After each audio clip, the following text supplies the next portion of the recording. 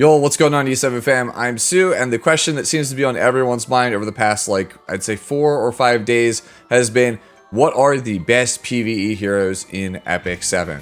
I have seen this question asked in my chat, on Discord. I've seen other content creators make videos on it. I've seen their tier list shared around in my Discord, and I get it, right? The Epic 7 Origin update brought in a ton of new people, has reinvigorated interest for PvE content, because a lot of people that are playing right now probably haven't cleared everything in the entire game, right? And I've seen everybody just do a tier list where they rank every single character in Epic 7, and that's fine, right? But Epic 7 is a 7-year-old game with over 300 characters, right? That's a lot to take in if you are brand new to the game. And this got me thinking, right?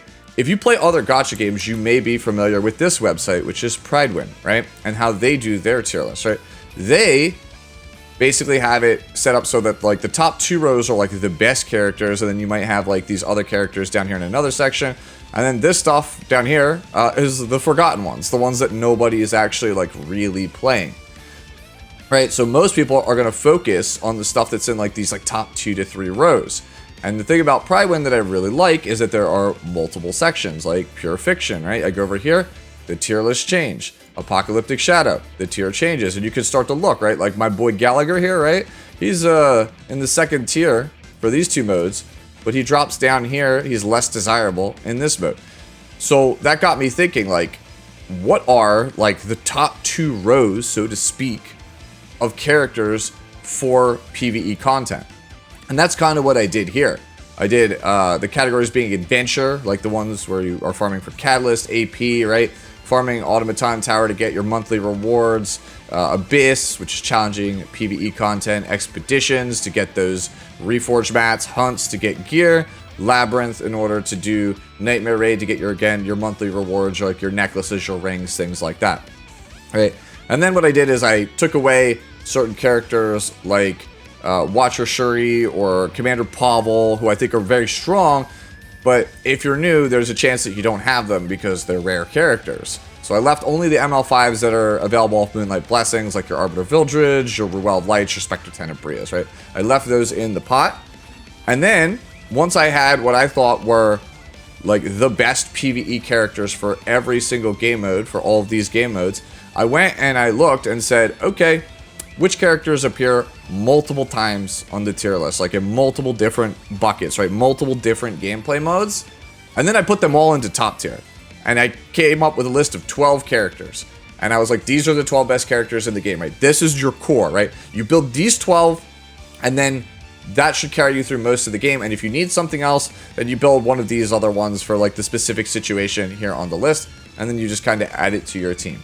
That's kind of how it works, right? I've cleared every single thing in the entire game for PvE. And this list right here, all the characters on your screen in these categories, this is it. You don't really need anything else besides this. Anything else is fluff. And most of these characters are 3 stars for the most part, which means you don't need Mulligora, right? And the ones that are 5 stars that you do need, just investing in those, which I will show you in this video, the skill levels of what you should invest on characters. That's it. That's all you need. You don't need any more. And once I had that 12 in the top tier, I looked at it and said, okay, who are the 3 best ones? And I elevated them to the big 3, the ones that I think that if you're just not going to build them, you're just throwing in Epic 7. These are just the best characters. You could use other characters, but if you are looking up a tier list, let's be honest, it's because you want to know what are the best characters in the entire game. And the big 3, these are it, right? These are the ones. So without any further ado, let's jump in and talk about the 12 best characters in Epic 7 for PvE. And I'll show you also not only their use cases, but how to build them, skill levels, all that stuff that you've come to expect from me in some of these other videos you may have seen on my channel. Anyways, first one under the big 3 is Brieg. You get him from clearing the Wyvern challenges under the Orbis guide. Brieg is a character that can be not only your main tank for certain content, but he can also be one of your main damage dealers as well. And that is all thanks to his ultimate skill, Limitless Sword Arts, aka Unlimited Blade Works. That move is just a ridiculous ultimate, right? So it is a full strip on one person, and then they get slowed down, so buys your team more time for turns. Defense breaks them as well, so it amps your team's damage. And also, it procs whenever his fighting spirit gets full, which means basically it feels like every 12 seconds, right? Like, of all the characters in the cast, I wish this was the character that had more voice lines on his S3, because you will literally hear, you know, the arrogance of a fool every like 12 seconds when you play this guy, because he's just always spamming unlimited blade works. And it's just an incredible skill for PvE, because defense break is the best debuff in all of PvE content, and he literally just has full uptime on it all the time, while doing good damage, while having good turn cycling, while being incredibly tanky and protecting his team. He's very strong in Haunt, Abyss, Labyrinth, and especially Expedition. Like, he's by far the best Expedition character in the entire game. Like, he's the best in slot character for every single Expedition, except for Blooming Snagglitch, and that's because that Expedition punishes blue characters. If this character had the same kit, but was like red, he would be the best in slot option for every Expedition in the entire game. Next up is Fenne, and simply put, this character was not balanced, and it shows. So, to explain it to you newer players, Fenne was designed for Rift. Rift is seasonal content, it changes every couple of months, it's very hard endgame content. It's meant for late game players to focus on just getting specific pieces of equipment that they want. And in order to make it easier, they make a unit that drops alongside the Rift, in this case Fenne, that you pull for to have an easier time getting into it, because you start at level 1 in the Rift and it's very, very difficult, and as you play through Rift, you start to level up and it gets a little bit easier every single time, so that way when you're max level, whatever the Rift unit is, by design, can solo it, right? So like, they're good up until the point where they can solo, in which case you could just take everything off the team and just have that one character solo. That's kind of how Rift has worked since the thing has been out for the last like year or so. Now, they released Fenne. This character, on release, within like a half hour of her coming out, right, at level 1, could solo the Rift. So obviously, when she gets to max level Rift, she completely dumpsters the thing. So what happens when you have a character that can solo the hardest repeatable PvE content that you play daily? What do you think that means for the easier repeatable stuff in the game? Answer: she just completely stomps it. She just does giga damage, just outright, just manhandles most of the bosses in this game. And for some reason, she also has AoE healing built in whenever she deals damage. And if for some reason she dies, she just has a built-in revive one time in a fight.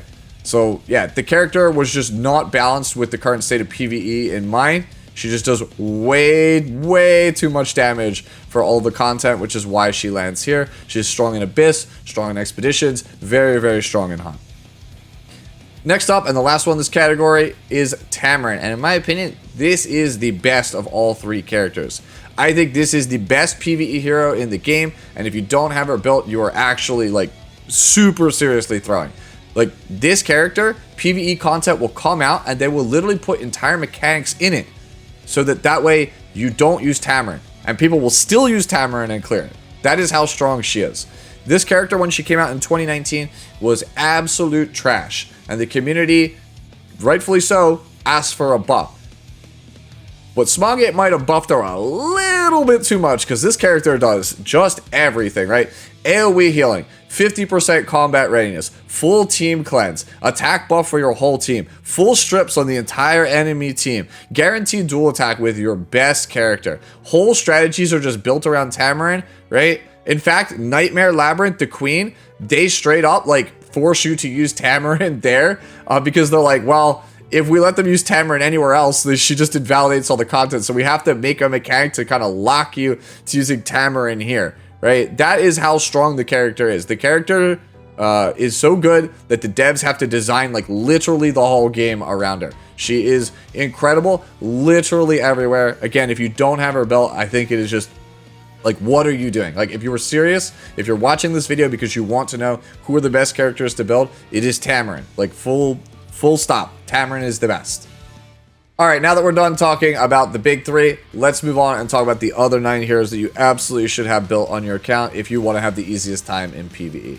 And first up is going to be my man, Adventurer Roz. To me personally, I think Roz is the best tank in Epic 7. Like, most well-rounded tank, period. He's incredibly good in PvP, and he's very good in PvE as well. But I recognize that Brieg does have a little bit more use cases than Raz, which is why I gave him the nod over Raz in the big three. You could kind of think of Raz as number 4 if it was the big 4, but the big 3 sounds better, so that's why he is here. But I think he is almost as good as every single other character that is in the big 3. So what makes Raz so good? His kit is just very well-rounded. AoE defense buff to protect your team, barriers for extra protection for the ally in the back slot, and his basic attack skill strips buffs from enemies, which can be required for some fights, such as like the Azumanic hunt, for example. But the real reason he is here is his skill 2 Command Strike. This thing defense breaks an enemy, which, in case you don't know, defense break is like the best debuff in PvE because it massively increases your team's overall firepower. And after you get the defense break, you get a guaranteed dual attack with your highest attack hero, so you get to immediately capitalize on such a strong increase to your team's overall DPS. And on top of that, both of those characters, when you use the skill, they get immunity, which provides protection from debuffs for a turn cycle or two. Very, very useful. I built strategies around that for my Beginner Abyss Guide series. If you follow along with that, you'll see it at some point. Now, all of that would be good, right? That's a very good skill too. But for some reason, the devs made his soul burn the ability to have the S2 not go on cooldown. So if you soul burn his skill 2, he can use it every single turn. So you get to just every turn defense break a thing, do massive damage to it, and just do it over and over and over again. Entire strategies are built around this soul burn. And like with Tamarinne, the devs literally designed content to stop Raz from being strong there. Rift literally has cannot dual attack, because if it did, Raz would probably have just flattened it in Season 1. The character is just good everywhere, but not necessarily elite like Brieg can be in some game modes, which is again why he got the nod. Where this character really excels though is difficult content such as Abyss. After Raz, we come to Angelic Montmorancy. Montmorancy is going to be your budget PvE cleanser versus debuff heavy teams. What makes Montmorancy strong is 2 things. 1, she has very short cooldowns, allowing her to keep healing your team and keep debuffs off of them pretty much every single turn. And 2, she has a massive amount of free effect resistance built into her kit, making her trivially easy to gear. If you've been using Angelica, upgrade to Montmorancy and replace her ASAP. You can use Montmorancy for Wyvern if you're struggling super early as a tank, but where she really shines is very specific Labyrinth bosses as well as the Abyss. After Montmorancy, we come to Cermia, who is probably my favorite character in the entire game, her and Lionheart Cermia. She's just a super cool character, but that's not the reason why you probably care about her. The reason you care about her is that she is the 2nd highest attack hero in the game, and her ultimate does a big single target damage. You can also reset her ultimate with her skill 2, while also getting greater attack buff, so that's pretty good. Of note, by the way, is her exclusive equipment. It's very versatile. Her S1 and S2 exclusive equipments are both very good, but the one you're going to want to care about is the exclusive equipment number 1. This gives her a chance to get an extra basic attack whenever she uses her skill 1 for any reason. That means that it can trigger off of dual attacks like Raz's skill 2, for example, which means that if RNG is in your favor, she can just absolutely melt everything that you are fighting. Fenne in recent months has stolen a little bit of her thunder, but I do think that this character is still very strong in Abyss, the best in slot character for the Moroi expedition, and my recommendation for beginners that are trying to pick up the Golem and Katie's hunts. After Cermia, we come to my other girl in Commander Lorina, the DPS queen of PvE. If you've watched my new player guide, you've heard me gush about this hero.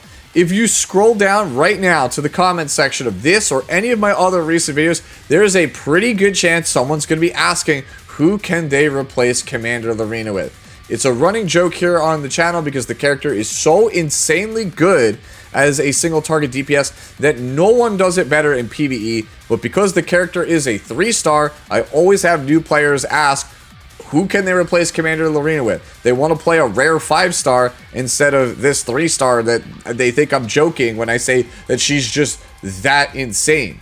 In case you don't know, Lorina gets stronger every attack thanks to her passive skill, and her S1 and S3 scale off of the enemy's maximum health, meaning that the harder the boss is, the stronger Lorina is. She absolutely rips through Abyss like it's nothing, and is the best in slot option damage dealer for the Brutal Ferris expedition. She also is, in my opinion, the best Katie's damage dealer that isn't Straze, so most people watching this video, you're probably not going to have that character because it's a specific Moonlight 5-star. Therefore, Lorina is going to be your best option if you want to farm that hunt. Seriously, there's no replacing this character. Please build her. After Lorina, we come to Iseria. Iseria is a support DPS hybrid for most PvE content. Both her basic attack and ultimate defense break the target, which, as we've already established, defense break is the best debuff in all of PvE. Her ultimate also strips all buffs from the target and hits them with unbuffable, which is super valuable versus specific things like expeditions or hunts. Her skill 2 resets all cooldowns of a single ally, which, when combined with Tamarinne, makes them a nearly unstoppable duo that can destroy most of the game's content. She's good not only in expeditions and hunts, but also Labyrinth as well. After Iseria, we come to the game's other main character in Mercedes. Mercedes is an AoE DPS that gets powered up after clearing episode 3 of the story and completing her questline that unlocks. Besides the very obvious booba size increase, Mercedes will also get access to the artifact Magic for Friends. With this thing, she'll be able to counterattack with an AoE move, even if counterattacks normally wouldn't work. And if you have an attack buff, when you counter with this Magic for Friends, you'll get 2 AoEs. Conveniently, we have her ultimate, Blazing Eye of Cal. It gives attack buff to your entire team, and also is a big damage AoE nuke. Her basic attack, Divine Bolt, is also a multi-hit move, making it good versus stealth enemies, and if she dies, she also has a built-in revive passive. Mercedes is currently my Catalyst farmer of choice as I record this video. She is the best in slot DPS option for the Blooming Snaglich expedition, and she is also a very valuable role player in Abyss content. After Mercedes, we come to Seaside Bellona, who is the only limited character on this list and one of the 2 besides Fenne that the game doesn't give you on this list for free with the Epic 7 Origin update. Kind of funny how all the top tiers are the free ones. I wonder why. Seaside Bellona's core mechanic is her passive, I'm with my friends. It reduces the damage she takes, and whenever anyone on her team, herself included, gets attacked, she builds focus based on the number of allies hit. Once her focus is full, which is 5, she will counter with You're Not Cute, which is a hard-hitting AoE attack that has the ability to defense break the entire enemy team. Say it with me now. Defense break is the best PvE debuff. Her basic attack skill is also Target, which is basically defense break, but with a different name. So therefore it stacks. So hopefully you can see where this is going. She just spams AoE attacks versus everything she's fighting, all the while amping up your team's damage with her debuffs. Seaside Bellona is part of the best Wyvern Hunt team in the game in my opinion, as well as the best Nightmare Labyrinth team for Queen, and a major role player in a lot of the late game stages of Abyss. After Seaside Bellona, we come to Taranor GOD, aka Taranor God. And no, this is not a joke. Yes, I am well aware that this character looks like a random no-name NPC. What makes Taranor GOD so OP is his S2 passive Discipline. Whenever Taranor GOD triggers a dual attack, your entire team is going to get 25% combat raise, which is massive. The passive, by the way, to help you out, also increases his base dual attack chance. Speaking of basic attacks, the thing you're going to be dual attacking with, it has built-in defense break. Say it with me now. Defense break is the best PvE debuff in the game. So what happens whenever you play Taranor GOD as your highest attack hero and you activate something like Raz's Command Strike? Well, it's going to guarantee a dual attack with him and a defense break and 25% combat raise. Now what happens when you activate Tamarinne's dual attack skill? Well, you get a guaranteed dual attack, a defense break, and 25% combat readiness. And if you activate Sinful Angelica's dual attack chance, or Kitty Clarissa's dual attack chance, or Lilius's dual attack chance, yeah, you get the point. You can basically take nearly infinite turns by building an entire team around Taranor GOD and his passive. This literally lets you just dunk on most of Abyss for free if you use this strategy. He's also a pretty solid addition to a Wyvern team if for some reason you don't like playing Furious, and in my opinion, he's also tied alongside Commander Lorina as probably the best Brutal Ferris DPS in the game. And finally, to round out the video, we come to Vivian, aka Mage Tifa. Vivian is strong for two big reasons. And no, it's not those reasons. The first reason is mana amplification. This is a team-wide attack buff which allows certain farm strategies to be possible, and it's also a team-wide immunity buff which makes her strong versus boss fights. Mana amplification also has an exclusive equipment that can turn this move into a cleanse if you need it, but more than likely you'll probably be using the 50% combat readiness increase, so that way you can take advantage of the second reason why she is strong, and that is Thunder God's Cry. Thunder God's Cry is an AoE nuke that if it secures a kill, it will activate again. And if the second activation gets a kill, it will activate again. This thing is super good for wiping out trash mobs and clearing things at warp speed. And for the slower stuff, it's really good at softening up the harder enemies so that way another stronger ally can come in and sweep up. Vivian's overall damage and utility make her, in my opinion, the best overall hunt character in Epic 7. Being part of one-shot compositions for Asymanic, Golem, and Banshee. Like, seriously, what other character besides, like, maybe Fenne, right, has this much value in Hunt? She is also part of my current farming team for Gold and Catalyst as I'm recording this video, and she's also a very solid asset in Abyss as well. And that is going to do it for my list of the 12 best PvE heroes in all of Epic 7. Do you disagree with my list, or do you just have any other questions? Feel free to let me know down in the comment section below. And if you want to know how to build any of the other characters that you see on your screen here, feel free to reach out to me on Discord, which is also linked down in this video's description. As always, enjoy the rest of your day, the rest of your week, and I'll catch you in the next one. Later now.